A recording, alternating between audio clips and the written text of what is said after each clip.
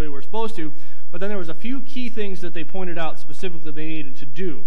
Not intermarry with other people groups. That had been going on. Ezra had to fight it when he showed up. Nehemiah is fighting it when he shows up.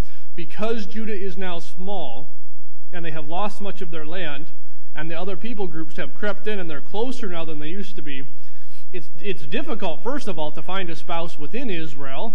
It's easier to find one from your neighbors that are not Israelites. But God had said, don't intermarry. Especially the priests were actually forbidden to marry outside of Israel. They were kicked out of the priesthood if they did. And so there was a little stricter laws there, and Ezra dealt with that. But here, that was one of the things that they commented on. They said, we will rein this in, and we're not going to have intermarriages. And often it was for political or financial gain as well. It wasn't always just because, oh, my son fell in love with their daughter, and then we want them to be happy. That wasn't the reason. These were arranged marriages for the most part. So they said, we have been arranging marriages for our kids with the children of non-Israelites usually for financial gain or sometimes political gain. So they're, all right, we're not going to do that. That was one of the things. They're not going to buy or sell on the Sabbath. No work. They said, okay, we're going to stop treating the Sabbath like any other business day, and we're going to start treating it like God's day again. One of the things that they committed to. Of course, the Sabbath to them was Saturday. That was the day that the Jews worshipped on. We have switched to Sunday because that's the day Jesus rose from the dead. So there is a slight difference there for us, but the Sabbath there is still the seventh day. 1 day out of 7 is the idea. They were going to keep the 7th year in the year of Jubilee. Now, the 7th year involved two things. One is that every 7th year they were not allowed to plant their crops. So you plant crops for 6 years. You let the field lay empty for the 7th year. Now, that allows nutrition and stuff to come back into the ground without leaching it out with crops. And it actually helps the land produce better for those 6 years. And God had promised with that, he said, on the 6th year, I'll give you enough grain to get you through the 6th year, through the 7th year, and far enough into the 8th year for you to have a harvest. But you have to trust God to do that and not just consider that bonus something you can spend. So that was one aspect of the 7th year. By the way, the Israelites almost never had done that. When God sent them into captivity in Babylon, he says, you will be in captivity for 70 years because the land has not had its rest for 490 years. So it earned 70 years of rest. If you multiply 70 by 7, should have been once every 7 years, that's 490 years. That's almost the entire time they were in the land. And God said, the land has essentially never had its rest that I commanded you to give it. So since you have disobeyed, since you're going into captivity, I'm going to give the land its rest. It's going to get it 70 years. The other thing with the 7th year is if an Israelite was sold into slavery to another Israelite, it could only be for 7 years. And then they were freed. Didn't matter what their debt was. It didn't matter how much they should have paid off. That was the maximum amount. At the end of 7 years, they were released. They had a clean slate. They could start over, and they could try to make a success of themselves. The year of Jubilee was like that on steroids, where all slaves were freed, but all debts were forgiven. All land was returned. So if you sold a piece of land to someone else, the year of Jubilee, your family got that land back. The family was supposed to stay in the family. And so you were allowed to sell it, but it always came back at the year of Jubilee. Unless it was to a family member. If you sold it to a family member, it did not. But if you sold it outside your family, it would come back. So essentially, you didn't sell it, you rented it. And they would rent it based on how many years there were left until the year of Jubilee. And that was just part of their culture, their system that God set up. They agreed to financially support the house of God. Now, they talk about the tithe in just a second, but this is more. They were going to actually tax themselves voluntarily a certain amount of money, and I did try to check that out. There's no reference to this in Moses' law. As far as I know, this is the only thing that this covenant adds to Moses' law. The reason is there was not enough population to support the temple with a 10% tithe anymore. The population of the people was too small. So they had to put extra money into the temple for it to survive, for the priests to be able to do what they needed to do. So that was the reason for this. And we did discuss, we're in kind of a similar situation in our church. This building, this facilities, this church here really should have 100 to 150 people in it to properly support the ministries, the pastor, etc., with a tithe.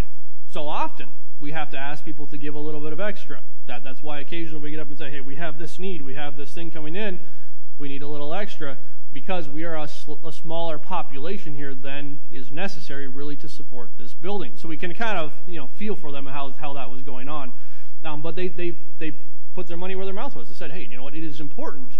So even with the high taxes that they had from Persia, even with the difficulty in the land, they said, we are going to put money aside for the temple. And then the first fruits. When you harvested, the first part of your harvest, typically it was the best part. Your first harvest went to the priest. That was primarily their food for the year, or a large part of it anyway, was from this first fruits.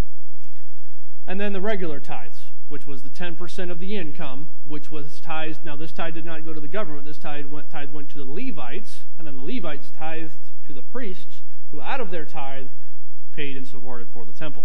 So remember, the population was too small for this to be enough, so they had to give extra money to the priests, to the temple, to help balance that out. The priests did not have the capability of supporting the temple off of their tithe.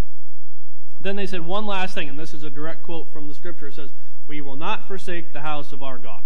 All right, now I want to go to chapter 13, or the end of chapter 12 and chapter 13, and I want to look at Ezra actually leaves. So the end of chapter 12, let me just double check that where he comes back in chapter 13. So at the end of chapter 12, Ezra leaves, and he's gone for a period of time. We don't know how long. It says many days, probably at least a couple of years, where he's gone, and then he comes back again. So remember, he worked for the king Artaxerxes. He wasn't actually the governor of the region. He was sent down there as a favor from the king for a short period of time. It was intended to be short, and so he had to go back. And then he did come back again, and I don't know if it was as governor or not. I don't know if he reclaimed his title at that point or if he was just visiting, but he does come back. But the end of chapter 12, verse 44, it says, and at that time were some appointed over the chambers for the treasures and for the offering, for the firstfruits, for the tithes, to gather unto them out of the fields of the cities the portion of the law for the priests and the Levites. For Judah rejoiced for the priests and the Levites that waited, or that served, as that word waited means served. And both the singers and the porters kept the word of their God and the word of the purification, according to the commandment of David and of Solomon his son. And basically the rest of it is just they organized it. So Nehemiah here again, he does what Ezra couldn't do. He has the authority to actually organize the structure of this temple worship. So he puts people in charge. He starts appointing positions. He starts delegating. Okay, you're in charge of this group. You're in charge of this area. You're in charge of this aspect of, he puts people in charge of going out and collecting the tithes. And we don't really like the IRS too much, but someone's got to be appointed to the position to collect taxes and tithes, or else it won't happen. I mean, how many of us would pay our taxes if somebody didn't knock on our door every once in a while and say, we might for a while, but we would forget, and you kind of get into a habit of forgetfulness, and then it disappears. So they actually had to have people go around and collect the tithes for the temple. Now, they were giving willingly. The people were involved in this. The people wanted it to happen, but we all know human nature that we tend to forget after a few years, and so they needed that organization to keep it going. Chapter 13.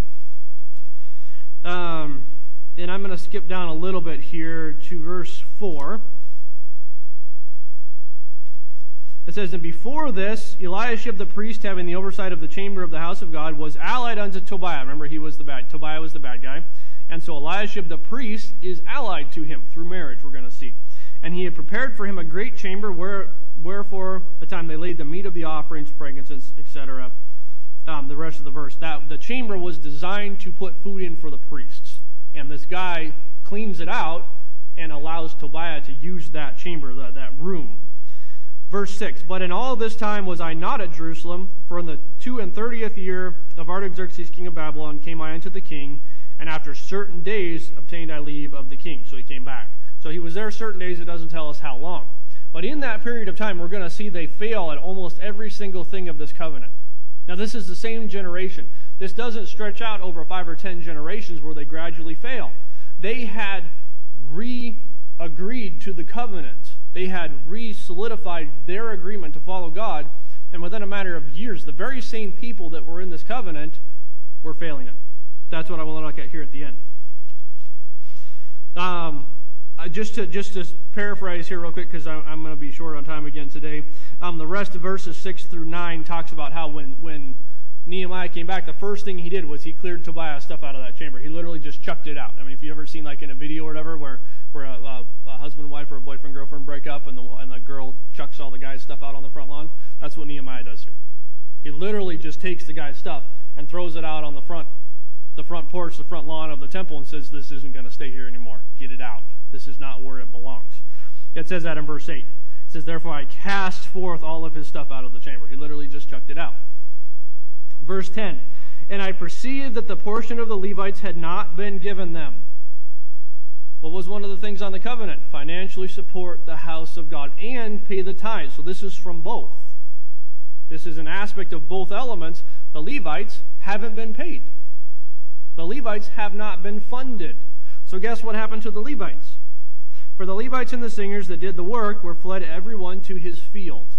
Now, why did they have to go to their field? Well, what do you do in a field? You grow crops. You work. Because the Levites were not getting the financial support they needed, they had to go take jobs. They had to go get jobs and work, and because they were working, they were not able to do their job at the temple. So one of the first things Nehemiah comes back, he says, "Hey, we just talked about this a few years ago, and already the system is failing." Verse 11, "Then I contended with the rulers and said," now notice this phrase. What was the last phrase? "We will not forsake the house of our God." Why is the house of God forsaken? I think he chose those words on purpose. Now remember, this is the same people that made that covenant. It's not that their ancestors made that covenant. These people made that covenant. And so he goes to them and he says, "Hey, remember the end of the covenant? We put a phrase on there that says, 'We will not forsake the house of our God.' And guess what? I'm back. And why have you forsaken the house of your God?" The wording's almost identical. Now Nehemiah was extremely intelligent, extremely crafty, extremely able to put things together in a way that worked. So I think he chose these words very carefully. And he went and he met with them and he says, "Hey, we're already failing our own covenant." Now remember, this was a covenant from them to God. It doesn't change the law. It doesn't change any of that. They were simply reaffirming that they would follow it. And they didn't. Verse 12, "Then brought all Judah the tithe of the corn and the new wine and the oil into the treasures, and I made treasures over the treasuries." And notice what he did here. I'm going to go through these names just because, real quick. Selmiah the priest, Zadok the scribe of the Levites, Perida, next to them Hanan the son of Zachor, and the son of Mattaniah. Now notice why. Why were these men chosen? Now, it was not anything different back then than it is now. Often people get chosen because they know someone in high places. That's actually, honestly, the biggest reason people get chosen back then and today. If you want to get into some high position, you've got to know somebody to get you there. It's very difficult to get in there otherwise. But notice what he says. Nehemiah was choosing people not because they were important, not because he knew them, although I think he did.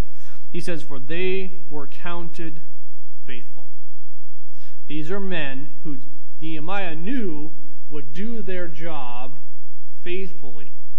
They were counted faithful. Now that doesn't mean he thought they could be faithful in the future. It meant that they had been faithful in the past.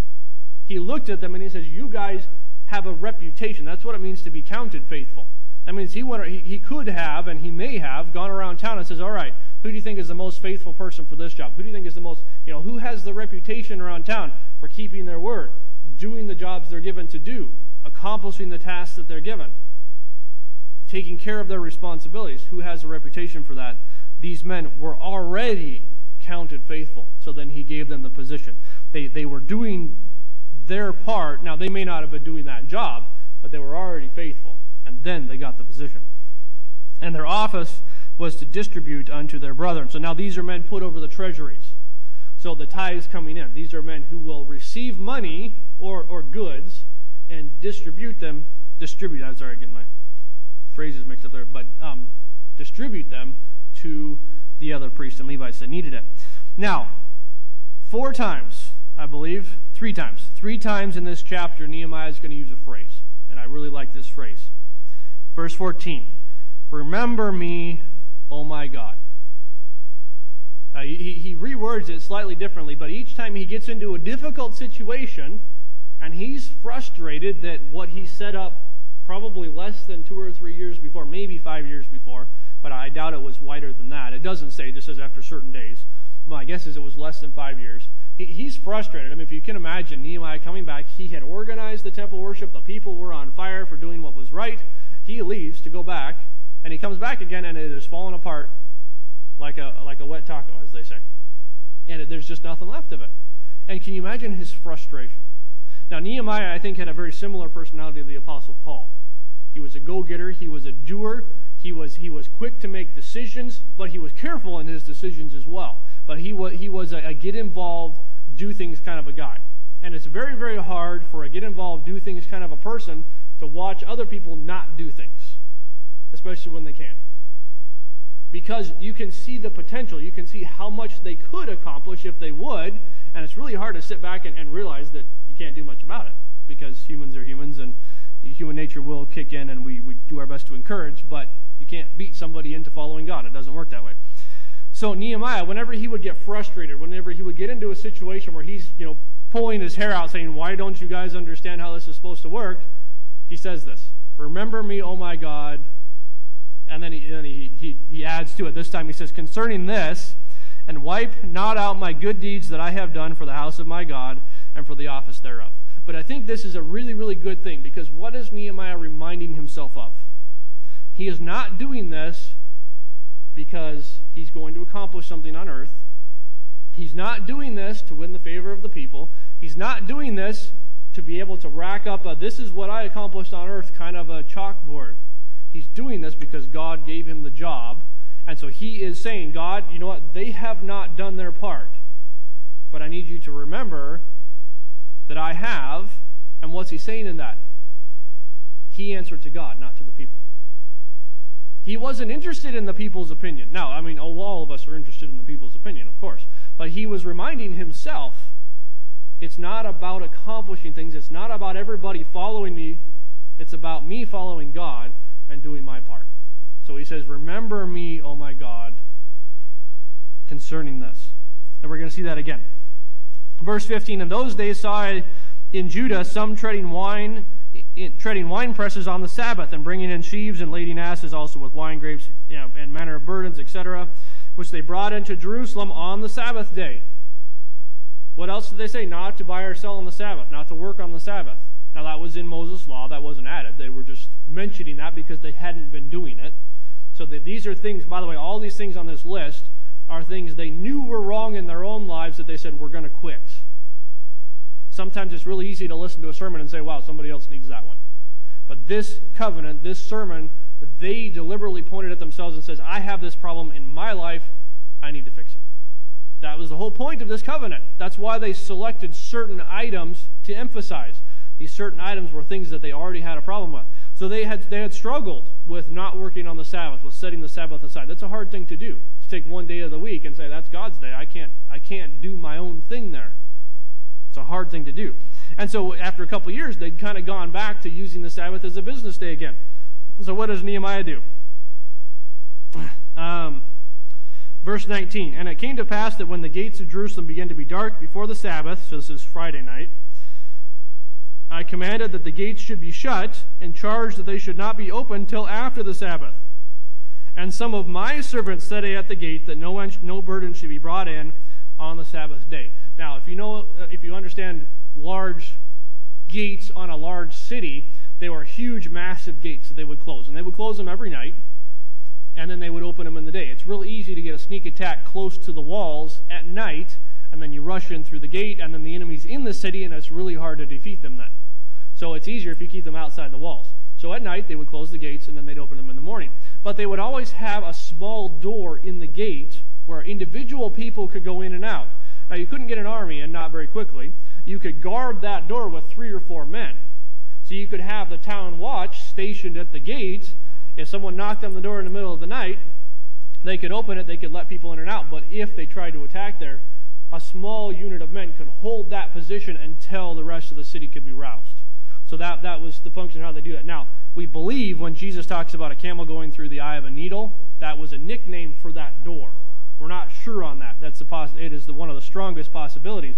But it was a small door. It was large enough to get an animal through, such as a camel or a donkey, but not with a load on it. So it was a short door. You actually, typically speaking, even an adult male had to duck to get in the door. So you think about it, if you're a soldier, you're trying to charge through an opening and you've got to duck down to get through this door, you're very vulnerable right there. So it's not a good place to try to attack from. They designed it that way on purpose, so you couldn't use it to get soldiers into the city. So he has the gates shut all Saturday long. They don't open the gates on Saturday. He says, we're not open for commerce. It's like Chick-fil-A. Sign on the door. We're closed on Sunday. We're not open for business. Don't even try. The door's locked. But they always had that small gate open, or at least, able to be open. So he has to put his own servants at the gate, at that small door, to make sure that nobody's sneaking goods in, that nobody's sneaking stuff in to try to sell on the Sabbath. So now they would still let people in and out, so you could get out of the city. You weren't locked in, but you couldn't get goods in and out. That was the whole point. All right, so verse 20. So the merchants and sellers and all kinds of ware lodged without Jerusalem once or twice. So they came on the Sabbath to sell their stuff. The gates were closed. They just stayed there overnight, and then Monday morning when the gates opened, they were there ready to sell. So he says to them, then I testified against them and said to them, why lodge ye about the wall? If I do this again, I will lay hands on you. No loitering. Says you're welcome to come back on Monday, but the Sunday or the Saturday for them, the Sabbath, was a special day. Get out of the way. It says, and from that time forth they came no more on the Sabbath. So it worked. He was able to get the people to pay attention there. Let's see. Verse 23. And in those days, in 22 we have that phrase again. In the last part of the verse, it says, remember me, O my God, concerning this also, and spare me according to the greatness of thy mercy. Again, he's frustrated. He's pulling his hair out, and he says, my focus has to be on God. I work for God. I don't work for these people. And he has to get his focus back right again. I love that he puts that in here, because it's almost like a diary entry. I mean, this is a book that for the most part is kind of just a historical narrative. And then he throws these little entries in, and I think Nehemiah wrote this. He throws these little entries in that are very personal. It's like from his diary. He's like, man, I'm frustrated. Remember me, God. I get my focus back right. Okay, what else do I need to do? And he would keep going through that. Verse 23, in those days also I saw Jews that had married wives of Ashdod, of Ammon, of Moab, and go on and so forth. Again, not to intermarry with other people groups. They broke almost every single one of these things that they had reminded themselves that they needed to do. Now what is this? This is a reminder of human nature. Human nature gravitates back toward its weaknesses. Now we all have weaknesses. We all have different weaknesses. So sometimes it's easy to look at someone else and say, well, I'm better than them because I don't do that. But then they can look at you and say, well, I'm better than you because I don't do that. And whatever, we all have weaknesses and we all have strengths. Our human nature is to gravitate back toward those weaknesses. So this is a lesson. Now Nehemiah does well. Why does Nehemiah do well? Where's his focus? His focus is on God.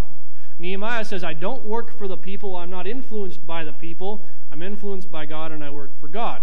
So Nehemiah was able to keep his human nature in check by staying close to God's nature. And that is the same way we do it. How do we keep our human nature in check? If we look back at our lives for the last 10 years, we can see patterns. We can see, man, I have this in my life. I need to get away from it. And we get away from it for a while and we kind of slide back in. And then we realize, oh man, I got to get away from it again, and we slide back in. And it's like a roller coaster, up and down and up and down. And hopefully it gets better and better, but that's part of growth, that's part of human nature. But the way we keep ourselves on the right track is by staying close to God. And typically that's what happens. When we fall into sin, we start praying again. We start reading our Bibles again. We start studying again to get close to God, and that brings us out of it. And then we feel like we're good enough, and we stop praying, and we stop reading our Bible as much, and all of a sudden we slide back in.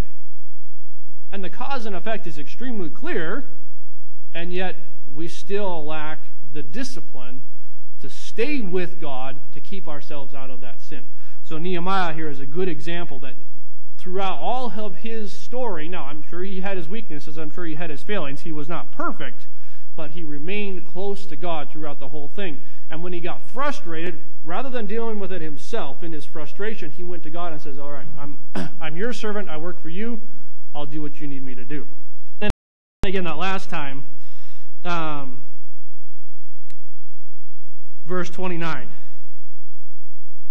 he says, the opposite, by the way. 29 says, remember them, O my God, because they have defiled the priesthood and the covenant of the priesthood and of the Levites. So there were some priests that were doing the wrong thing. He says, God, remember them too.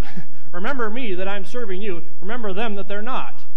Now, he isn't calling out any specific punishment on them, but he says, hey, show your favor on the ones that serve you, God. Show your disfavor on the ones that don't. Now, why would that be a good thing? Because if the people see a man who honors God being honored by God, it will encourage them to honor God. If people see men who dishonor God succeed, it makes it more likely that they'll follow that pattern. So Nehemiah is praying for public illustrations here of what is right to do, what is God in favor of. And then again, in the end of verse 31, and this is the very last phrase of the very last chronological thing that happens in the Old Testament, remember me, O my God, for good. Remember me, O my God, for good. I think that's something we can memorize. And as we go through life and when we get frustrated or when we get tempted, remember me, O my God. And by the way, when we're asking God to remember us, we have to remember him first to do that. It's not that God forgets us, by the way. God doesn't forget. But this is actually a reminder for Nehemiah, for him to remember God, and he's asking God to acknowledge that. So this isn't God. He isn't afraid God has forgotten about him. Don't have time, but if you go through the book of Micah, which is also the last prophetic book in the New Testament, it's the one right before Matthew in sequence, Micah does not say when it was written. Micah is never mentioned anywhere else in Scripture. So we don't know exactly when Micah was written, but if you look at the issues that Micah deals with, there's a couple of things. In chapter 1, I think it is in chapter 1. It's either in chapter 1 or 2. Micah mentions a governor in Judah. Well, there was no governor in Judah before the captivity. There was a king, but no governor. So that has to be after the captivity. So we know Micah was after the captivity. Then he mentions corrupt priests. He mentions marrying with other nations. He mentions the tithe. In fact, it's in Micah that there's that famous verses that talk about people robbing God. And you say, well, we haven't robbed God. And Micah says, yes, you have, because you're withholding your tithes. Now, remember, in the Old Testament, tithe was a mandate. In the New Testament, tithe is supposed to be voluntary. So God doesn't look at us as robbing him, but we are supposed to joyfully, willingly, out of a gratitude for what Jesus did for us, give tithes, and beyond that, tithes and offerings. More than that. It's not necessarily limited to 10%, and that's a whole topic in and of its own. But in the Old Testament, it was a mandate. It was a law. And God says, by not giving the tithes, you're robbing God. So a little different for us, but that's in Micah. So probably Micah was about the same time as Nehemiah. Now, Nehemiah is never mentioned in Micah. Micah is never mentioned in Nehemiah. Some have suggested Micah could be Nehemiah, and Micah might be a pen name. That is a possibility. I think it's unlikely. Usually when there was a strong leader figure in Israel, there was a strong prophet figure to go with it.